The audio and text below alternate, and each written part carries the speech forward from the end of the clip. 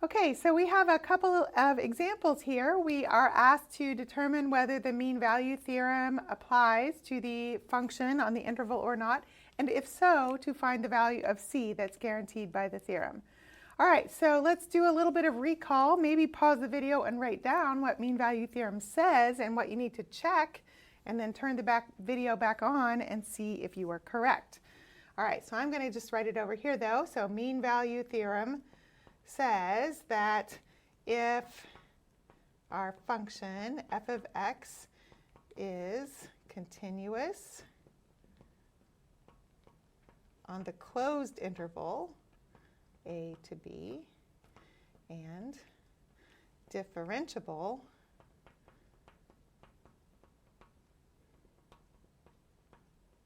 on the interior of that interval, on the open interval a to b, then there is at least one value of x equals c in this interval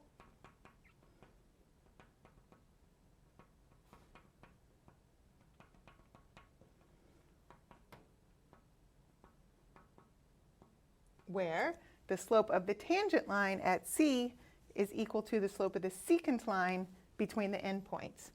So slope of the tangent line f prime of c is equal to slope of the secant line, that's just ordinary slope from algebra, change in y, f of b minus f of a over b minus a. Okay, so to check whether or not the theorem applies to these functions, we need to check whether each of these two conditions is met. And if either of those conditions is not met, then the theorem doesn't apply to the problem. All right, so for this first function, we have an absolute value function, absolute value of x minus 3 on the interval -1 to 4.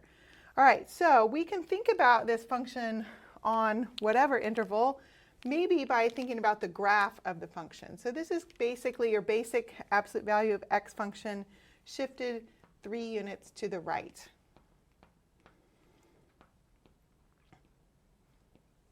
And so there's a little sketch of the function. That function is continuous everywhere, but with that sharp corner there, that should jump right out at you, and you should say, wait a minute, that function is not differentiable at x equals 3, and x equals 3 is in this interval.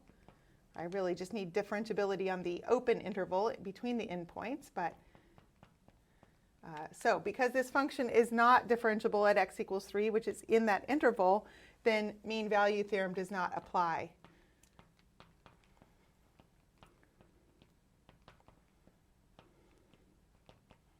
All right, so first thing we were asked is determine whether or not mean value theorem applies, and if it does, find the value of c. So mean value theorem does not apply, and this is the reason why for this function. All right, let's look at our next function here. So this function is a sum of a couple of different sine waves. So we could think about the graph. It's a little bit more complicated graph, but you could certainly use graphing technology to help you with that graph. But it's going to be periodic, and it's going to look like a couple of different sine waves, but because we have different period here, it's not just an exactly simple sine wave. But you can think about that. You also should know properties of sine functions. The sine function is continuous everywhere, and so a sum of sine functions is also continuous everywhere.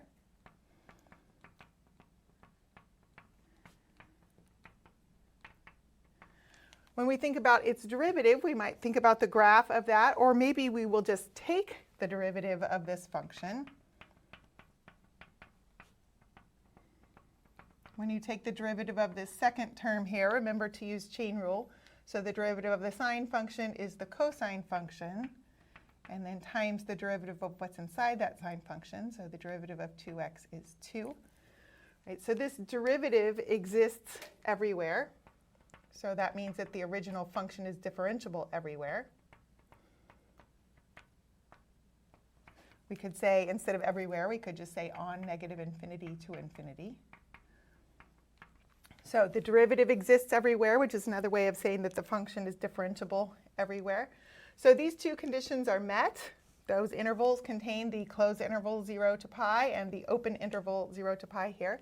So both of these conditions are met, so mean value theorem does apply on this problem. And then what we want to do is find the value of x equals c, or maybe there's more than one value of x equals c, between 0 and pi, for which we have slope of tangent line equals slope of secant line. All right, so the slope of the tangent line, that's going to be our derivative, and you could put c in for the input, or I'm just going to leave that as x, but I'm going to have my derivative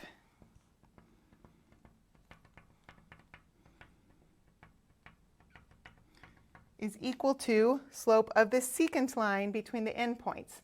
So I need f of pi minus f of 0 over pi minus 0. All right, so f of pi, maybe you do a little scratch work over here. Maybe make a little table of values here.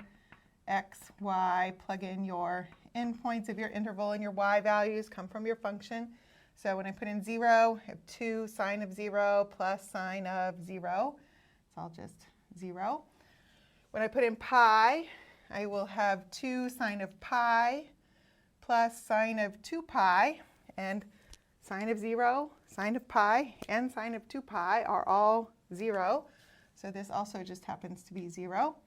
So our change in output here, f of pi is 0 minus f of 0 is 0, and so this is all just 0. You don't always get 0 on these. We've looked at some other examples where we got a different number, but in this case we do get 0. We mentioned when we looked at some definitions that there is a special case of mean value theorem for when the slope is 0, and that's called Rolle's theorem.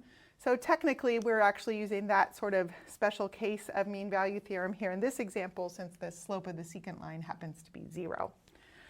That's not important for solving it, just kind of a vocabulary thing.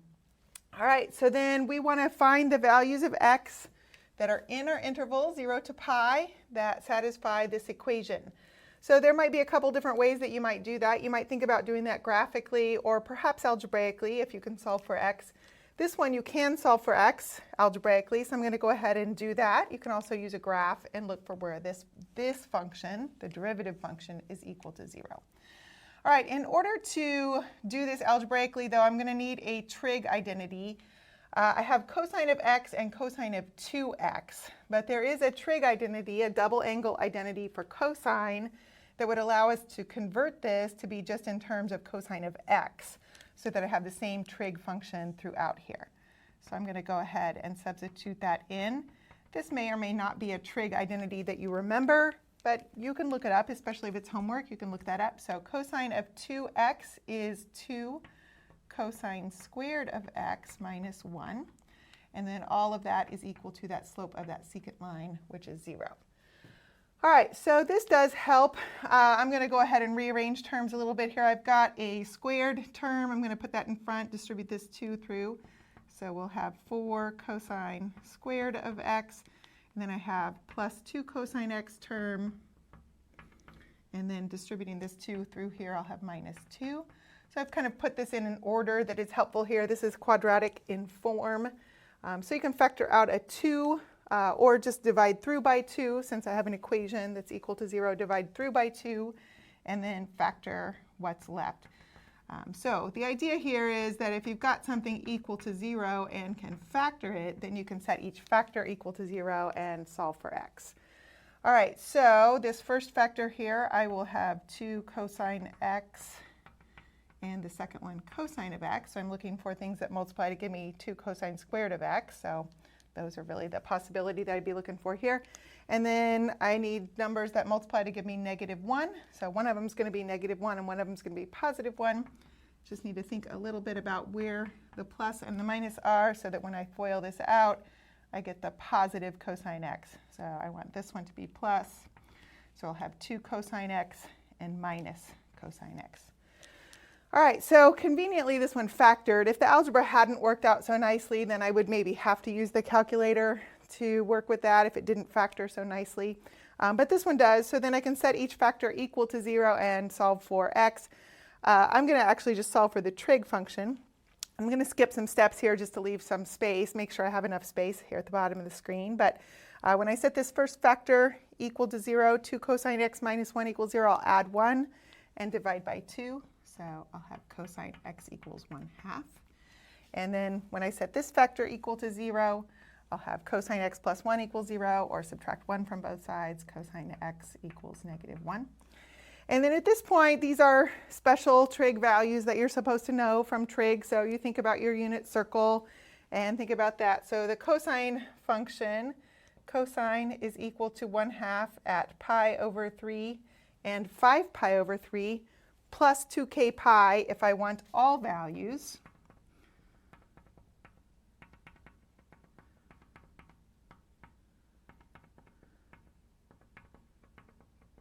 Thinking about all the different rotations around the unit circle. So pi over 3 plus 2k pi and 5 pi over 3 plus 2k pi.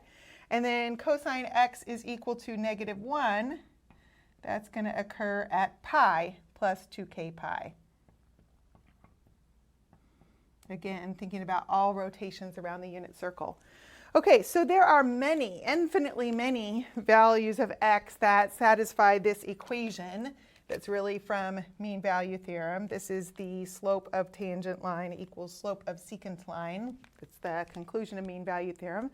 I need the values of x that happen to be in this interval. So we'll just pick the values of x from this list that happen to be in that interval. All right, so I'm kind of, again, thinking about unit circle. You might think about a graph, xy coordinate graph, but unit circle 0 to pi. So I have pi over 3, which is here, and pi over here. So those are the c values guaranteed by mean value theorem, pi over 3 and pi. In this case, this is the first example we've looked at really where I had more than one value of c that satisfied mean value theorem. You could have lots of values of c depending on how big your interval was. All right, so we'll look at some more examples with some different kinds of functions as well. Basic idea is make sure you know the theorem, get it set up, and then the algebra is different every time depending on what kind of functions you have. But at that point, you're kind of just doing algebra, right? The calculus is checking these conditions and setting up this equation at the beginning.